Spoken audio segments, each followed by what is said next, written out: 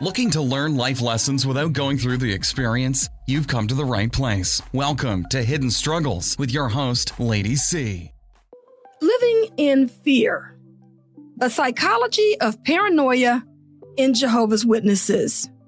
Imagine living every day believing the world is out to get you, that your friends, neighbors, and even family members who aren't part of your group could lead you to destruction. That's the reality for many Jehovah's Witnesses, shaped by a system designed to keep them in a state of constant fear and mistrust. Hi, I'm Lady C, and today we're going to explore an important and often overlooked topic, and that is the psychology of paranoia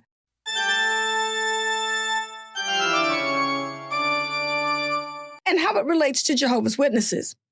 Now, paranoia is more than just a passing feeling. It's a deep-seated, irrational fear that others are out to harm or deceive you. And for Jehovah's Witnesses, this isn't just a random emotion. It's something deeply woven into the teachings and structure of the organization.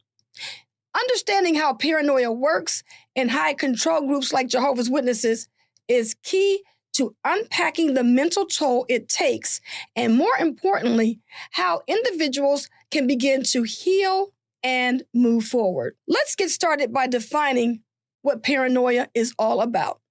Paranoia is an overwhelming, irrational fear or suspicion that distorts your reality. It often leads people to believe that others are out to harm, deceive, or betray them, even without any real evidence. Now, in everyday life, paranoia can develop from personal experiences, trauma, or mental health challenges. But in groups like Jehovah's Witnesses, paranoia is intentionally cultivated. Why? Because paranoia is a powerful tool of control. When people are afraid, they're easier to manipulate. They're less likely to question authority, and they're more likely to stay loyal to the group.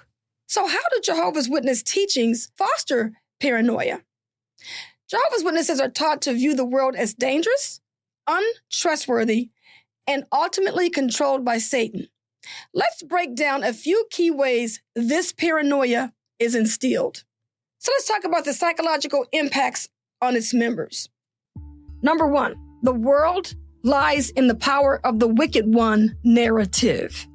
Witnesses are taught that Satan controls everything outside of their organization. Governments, education systems, and even charitable organizations are viewed as corrupt and under his influence. This worldview fosters constant fear and mistrust. Members are encouraged to limit their contact with non-witnesses, including coworkers, friends, and even family members.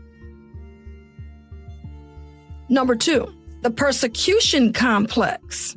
Witnesses are told that they will face hatred and opposition simply for being Jehovah's Witnesses. This creates an expectation of hostility, even when none exists. For example, they're warned that governments might ban their preaching work or that angry mobs could turn against them. These warnings often come from Watchtower articles or dramatic videos during conventions.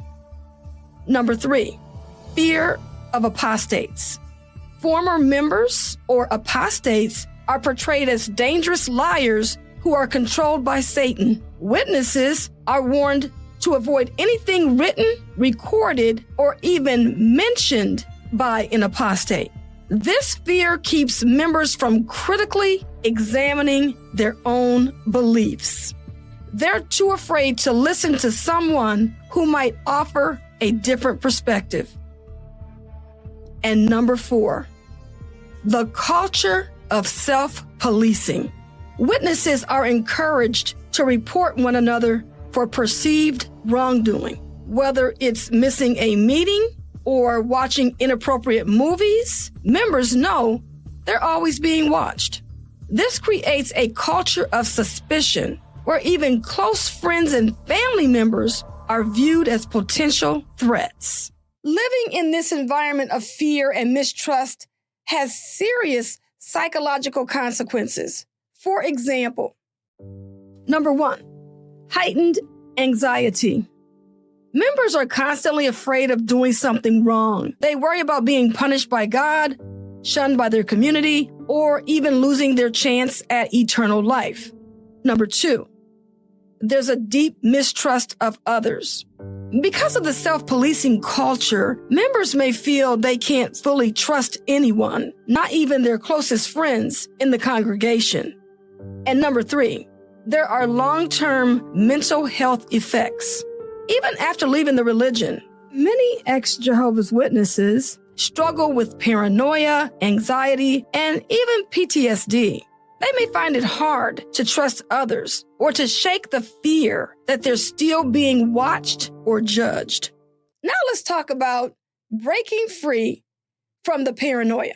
The good news is that paranoia is learned and it can be unlearned. It takes time, but with the right support and resources, it's possible to rebuild trust in yourself and in others. In fact, here's some information that may be helpful. Breaking the cycle of paranoia. Number 1, therapy is essential. Cognitive behavioral therapy, or CBT, is especially helpful for challenging irrational fears and replacing them with healthier thought patterns.